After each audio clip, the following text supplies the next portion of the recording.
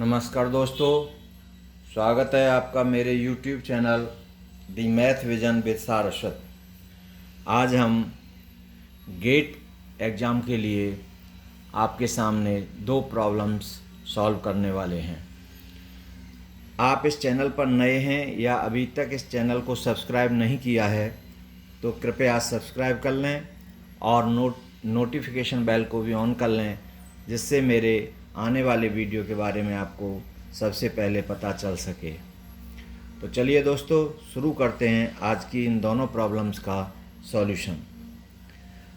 तो ये है प्रॉब्लम, पहली प्रॉब्लम है कि A is a 3/4 real matrix and AX equal to B is an inconsistent system of equations, then the highest possible rank of A is 1, पहला option, दूसरा 2, तीसरा 3, चौथा 4। ये गेट 2005 में आया है ये क्वेश्चन। तो हम इस क्वेश्चन को अब देखते हैं, जैसा कि हम तो सॉल्यूशन। तो गिवन हियर गिवन एक मैट्रिक्स दे रखी है आपको, किस ऑर्डर की? 3 ऑर्डर की रियल मैट्रिक्स है। तो A इक्वल टू, अब 3/4 ऑर्डर का मतलब 3 रो हैं और 4 कॉलम हैं। तो ये मान लीजिए A11, A12, A13, A14, A21, A22, A23, A24, A31, A32, A33, A34।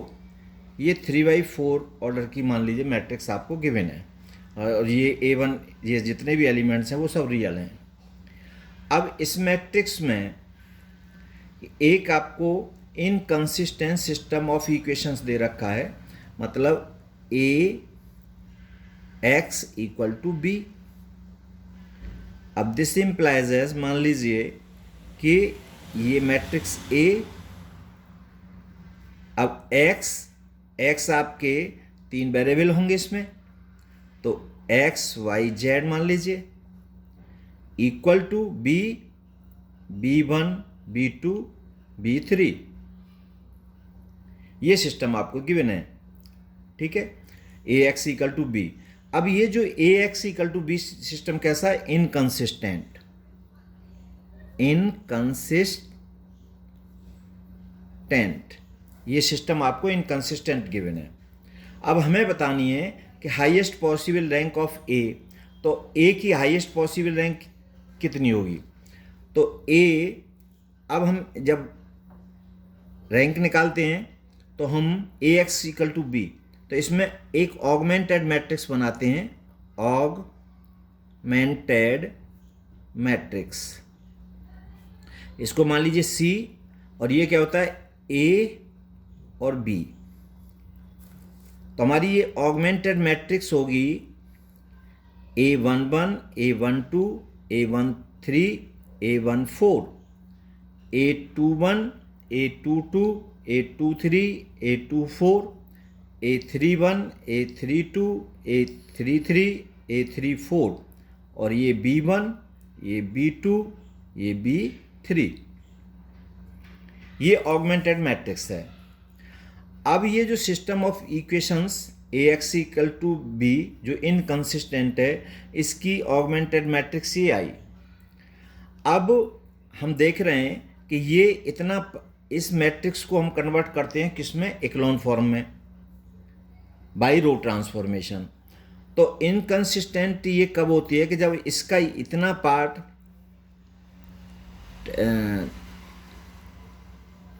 Change C into echelon form.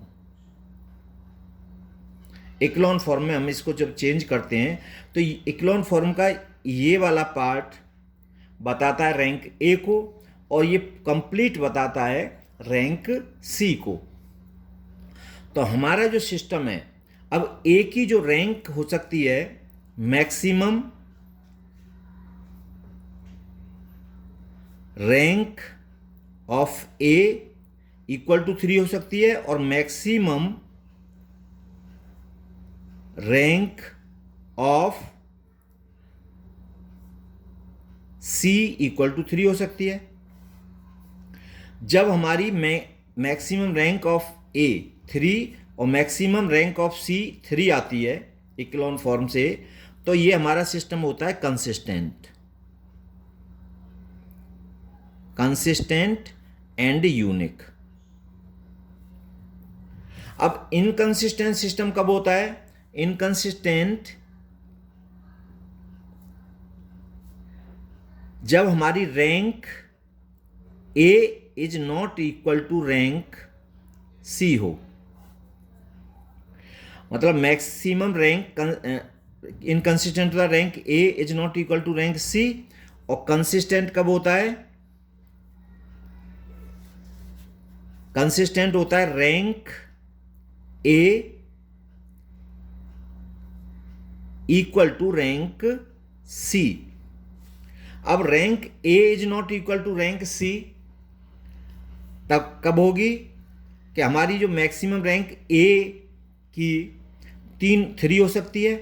अब 3 से जो छोटी होगी रैंक, तो मान लीजिए इससे 2 से छोटी कितनी हो सकती है, मतलब 3 से छोटी कितनी हो सकती है 2, तो मैक्सिमम रैंक अब, और तब रैंक सी की होनी चाहिए 3, तब हमारा इनकंसिस्टेंट होगा सिस्टम, राइट। तो मैक्सिमम मतलब हमें हाईएस्ट पॉसिबल रैंक निकालनी है, तो हाईएस्ट पॉसिबल रैंक इसका आंसर होगा। अच्छा, कंसिस्टेंट में क्या होगा? Rank A equal to rank C. तो अगर आपकी rank A equal to rank C 3 है, ए की भी 3 हो सकती है मैक्सिमम और सी की भी 3, तब आपका कंसिस्टेंट होगा और यूनिक होगा solution.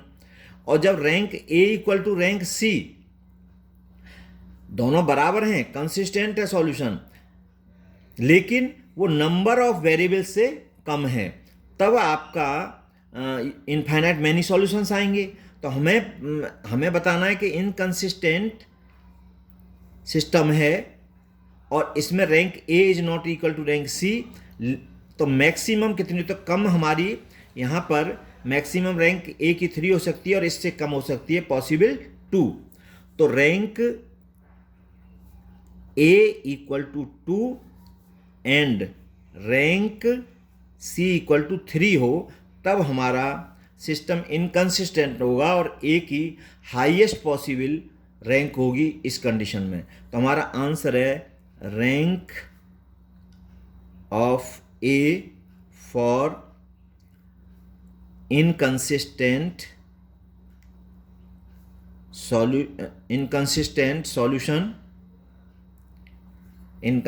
Solution of A x equal to B is 2, possible 2।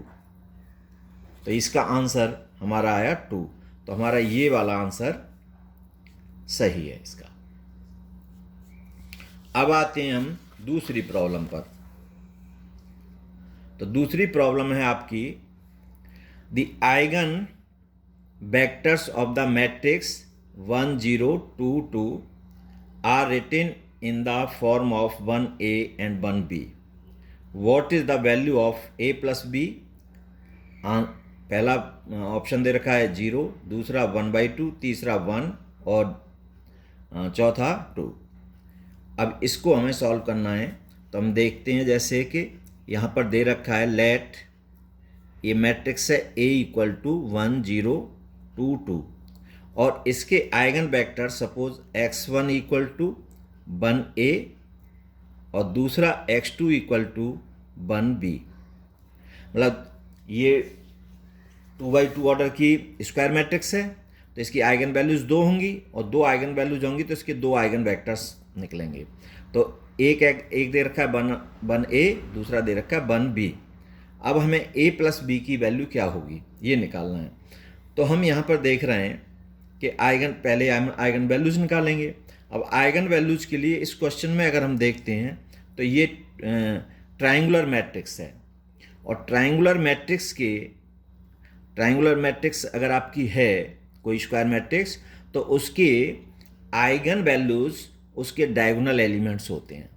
तो यहाँ पर आइगन वैल्यूज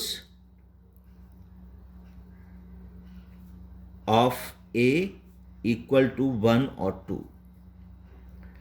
अब एक आइगन वैल्यूज हमारी 1 आई, दूसरी 2 है। वैसे हम निकालने के लिए मेथड, अगर ये ट्रायंगुलर नहीं दे रखा है तो हम इसको ए माइनस लेमडा आई से निकालेंगे, determinant of A minus lambda I. तो आई यहाँ पर आइडेंटिटी मैट्रिक्स है, जो ऑर्डर ए का है वही, और लेमडा आपका आइगन वैल्यूज है इक्वल टू 0। इससे आप इसके आइगन वैल्यूज निकाल सकते हैं। तो यहाँ पर हमें दे रखा है, जो हमें प्रॉपर्टी है कि ट्रायंगुलर मैट्रिक्स की जो आइगन वैल्यूज हैं वो उसके डायगोनल एलिमेंट्स होते हैं। तो लेमडा ए इक्वल टू 1 और 2। अब आइगन वेक्टर्स क्या होते हैं? आइगन वेक्टर्स ये होता है, ये सिस्टम ऑफ इक्वेशन होता है ए माइनस लेमडा आई और x इक्वल टू 0। ये सिस्टम ऑफ इक्वेशन, यहाँ पर x आपका आइगन वेक्टर है। तो लेट हमने x इक्वल टू माना x1 और x2, ठीक है। अब हमें लेमडा इक्वल टू 1 के लिए आइगन वेक्टर निकालना है। तो हमें ये मिलेगा a माइनस लेमडा आई। तो a माइनस लेमडा आई हो जाएगा, ये होगा 1 माइनस लेमडा 2 और 0 एंड 2 माइनस लेमडा, और x1 x2 इक्वल टू 0 0। ये system of homogeneous system of equations हो गया। अब यहाँ पर हमें लेमडा इक्वल टू 1 के लिए निकालना है। तो ये हो जाएगा 1 माइनस 1 0 और 0, और ये 2 और 2 माइनस लेमडा ये 1, और x1 x2 इक्वल टू 0 0। अब इससे हमें x2 इक्वल टू मिला 0। अब लेमडा इक्वल टू 1 पर हमारी मान लीजिए कि पहला वाला आइगन वेक्टर है, तो ये 1 और x1 इक्वल टू 1, तो ये हो गया 0। तो यहाँ पर हमारा ये a इक्वल टू आया 0। अब दूसरे लेमडा इक्वल टू 2 पर निकालें हम, तो ये हो जाएगा 1 माइनस 2 2 0, और ये हो गया आपका 2 माइनस 1, सॉरी 2 माइनस 2, और ये x1 x2 equal to 0 0। This implies as, तो यहाँ आ गया -1, और ये 2 और ये 0 और ये 0, और ये x1 x2 इक्वल टू 0 0। तो यहाँ पर -x1 plus 2x2 equal to 0, और इससे आपका हुआ कि 2x2 इक्वल टू x1 और x2 equal to x1 upon 2। तो हमारा ये होगा x1, राइट, और ये हो गया आपका x1, और x2 हो गया x1 अपॉन 2। तो ये हो गया 1 और 1/2। तो अगर हम उससे कंपेयर करें इसको 1b से, तो b इक्वल टू आ गया यहाँ पर 1/2। अब हमें वैल्यू किसकी निकालनी है? a प्लस b की। तो a इक्वल टू आया है आपका 0 और b इक्वल टू आया 1/2, तो इक्वल टू 1/2। तो हमारा जो ऑप्शन इसका सेकंड है वो ऑप्शन सही है। तो इसका आंसर आया आपका answer a plus b equal to 1/2, option B.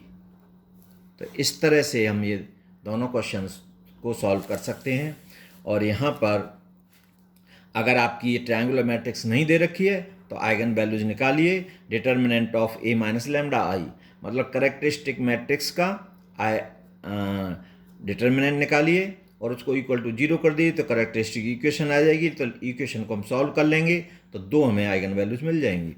तो लेकिन ये प्रॉपर्टी से हमने यहाँ पर निकाल दिया है।